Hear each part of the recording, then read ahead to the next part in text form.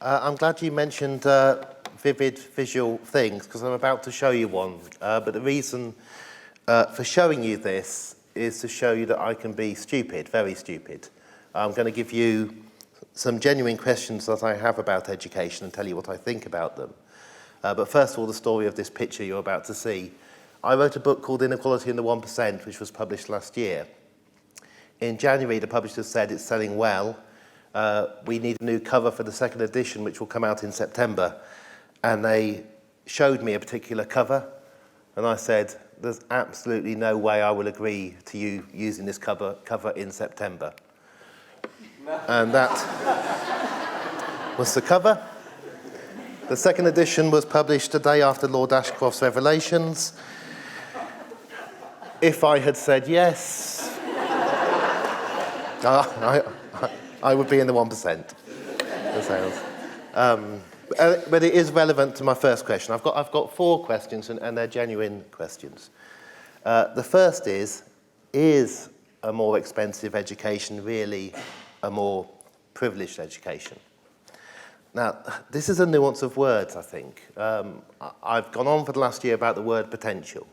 I think the word potential was a useful word in education, the idea of bringing up every child to their potential, and then became a very damaging word because you can begin to say lots of children haven't got great potential, so this is all we can do with them. Now, the word privilege has been used in the last 10 years in terms of know your privilege, understand your privilege. I'm a middle-class white man. I have deliberately eaten more food than average so that I'm also not slim.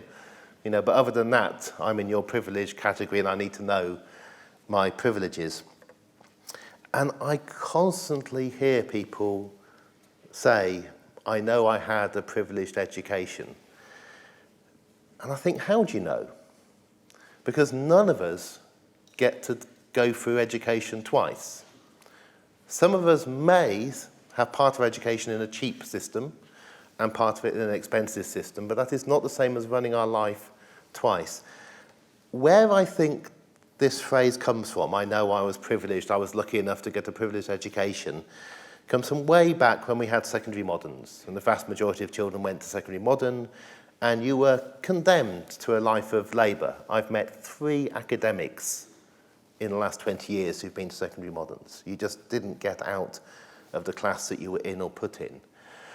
Unless you pass the 11 plus, and then you're with those people, or your parents could afford to pay for you not to be there. So I think that's where the phrase comes from. But I do think it's possibly a mistake, and part of our big problem in the British education system is people saying, I know I was privileged to receive a good education. Because I'm not sure you can be sure it was actually, since we got rid of almost all the secondary moderns, that great. Now, I could go on about boarding schools, but you'll all know about boarding schools. The only thing I need to say about boarding schools is that I'm willing to bet any of you that when I retire, we'll be reading stories about people saying how bad it was to be in a boarding school now at the age of 9 or 10. There are still a few kids in boarding schools at those ages. But it's not just boarding schools. Let's say I went to a day school in Oxford. I went to Dorling College School. My parents made some sacrifices, all this kind of language to send me there. We didn't have quite as expensive holidays in the summer that we might have had. And I got to wear a uniform, which was a bit stiff. And I had to cycle past all the children on the street who didn't go to Magdalen College School. And when I got there, teachers were very attentive, very good teachers. But it was very important that I work hard and get the grades at what I'm supposed to do and play sport, because that's important too. And I went on and I achieved and I got to university, but that was a bit of a shock because things were a bit different at university. People didn't give me as much attention. I got a 2-2, and it wasn't as great. But then, through some contacts I had later, I managed to get a fairly good job, and I've worked my way up, and I'm now in a senior position in university. Whenever we talk about education, I say, but I know I was privileged. I was lucky. It was a really good school. how do I know that actually it was better or not better for me? If I had been born anywhere else in Western Europe, I would just have gone, there are differences and there are divisions, but I wouldn't have put on that stiff uniform and I wouldn't have been so separated. And certainly my parents would almost never be making a sacrifice to send me there. And they wouldn't be the customer. The customer is the person who pays. It would be about the child. And so I think we need to tell people who say, I know I had a privileged education, talk about all your other privileges, but don't necessarily assume that that was a privilege that happened to you. It's a genuine question. I'm not sure about that, which is why I'm throwing it open to you. The second one, have you learnt a great deal if you were awarded many A stars? Now, this isn't really a question for anybody in my age or older, because none of us did, because there were no A stars. I don't think we feel inferior because there were no A stars, but A stars have come in, no doubt we're going to get A double stars. You're very likely to think you've learnt a lot, because there aren't many teachers who go around saying, you know, actually what you did was you conformed really, really well. We told you what to do, you read the syllabuses, you practiced again and again at the kind of questions you had to do, and then you performed like a very well-trained dog going through hoops at exactly the right time on the right day. They don't tend to say that to you. They tend to say you're a credit to the school. You know, we are what we want if only everybody could be like you. But I do think we should start worrying about this, not least because my children come home from school at the age of 7, telling me about whether they're a 5B or a 6A and all these numbers that they've got and they're given. And I do wonder whether it gives you a false sense of thinking that you've actually learned something. You know, how good is it to a dog learning how to jump through hoops? Does it really help the dog? Does it help later on in what you do?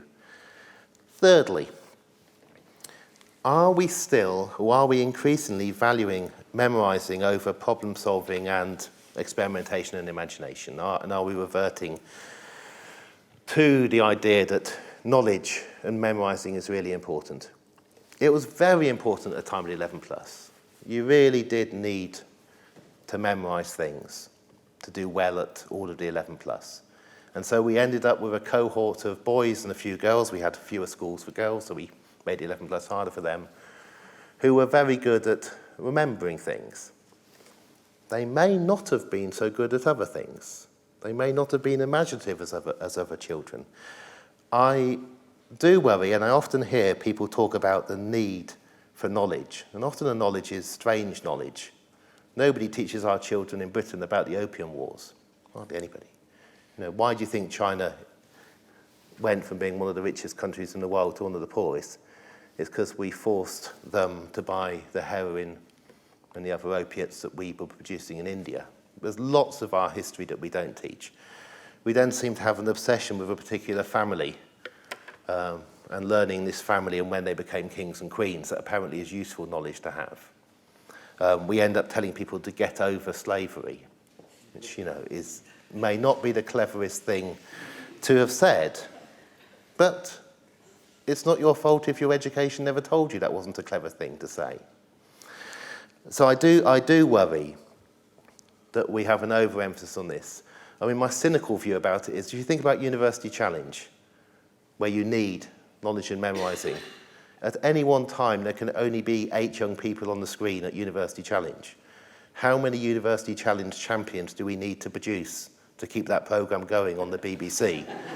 And yet, we have this idea that somehow being able to recognise a piece of classical music or know your periodic table well enough will do the rest. If you can train somebody to do University Challenge, there are people who do it, that this is going to make the country great again. And it's there, and it's my life. Oxford and Cambridge colleges get very happy when they do well at University Challenge. So, remember my children getting the 6As and the 5Cs and so on. We now examine children every year. The first year of baseline testing is happening now happening last week. You know this, the 5-year-olds are having their baseline tests. One of the baseline tests is, can you recognise the arches of the McDonald's logo? And if you can, you're slightly higher up the baseline. Whereas if you're a terrible child who's come from a family who's never taken you to McDonald's, you're lower, which is good, because then the school looks better later on, because it can have more value added. Anyway, we're the only country in the world that does this, that tests from the age. Other countries don't even send children to school at this age. We're testing and testing and testing and testing. I think it'll be very hard to wean ourselves off this. I think we've got addicted to tests. But I don't think they are wonderful things. Let me ask you about your test. We heard from Diane that, let's assume none of you had free school meals. So 62% get 5 A to C's, whatever it was. So 38% didn't. So I want to ask you about your maths, and there's a reason. I'm going to show you 2 graphs and shut up. And this first question requires a bit of honesty from you. If on your first attempt you didn't get a C or the equivalent of a C, could you put your hands up if you failed maths? Great. We've got, I didn't know. Excellent. 5, 6, that's great. Not 38% of the audience, I'm afraid. So you're not even representative of the people who don't get free school meals. But that's kind of understandable. Okay, who got a C at maths? A few more. Who got a B at maths? Quite a few more. Feeling a bit superior now? Who got an A? Good. Who got an A star? There we go. It's the youngsters. Okay, it's youngsters. Well done. Now, here's the kind of good news about this for all of you. None of you are that good at maths. This is the average score. I don't particularly like these international league tables. I'm beginning to like them more because they're beginning to show lots of correlations. But they're very dodgy for things that are hard to compare between countries, like literacy. But they're not bad for maths. It's not that hard to do a basic maths test of people at 15 and compare how they do. And here you'll see a rough relationship between inequality.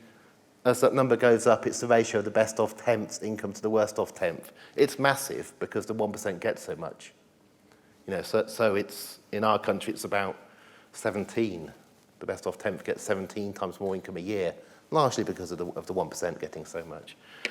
But if you look in general, the more inequality in your country, the worse is the average maths score at 15, and the less inequality, they do better in Japan and a bit better in Sweden and the US and so on. It's not that strong. They do very well in Singapore, despite being a very unequal country. But, and here's the crux of it, and this is why your maths grade really doesn't matter. That's at age 15, 16. That's when they do the test. This is the highest we can get ourselves up to on the test. Now look what they find. This is the latest data from OECD.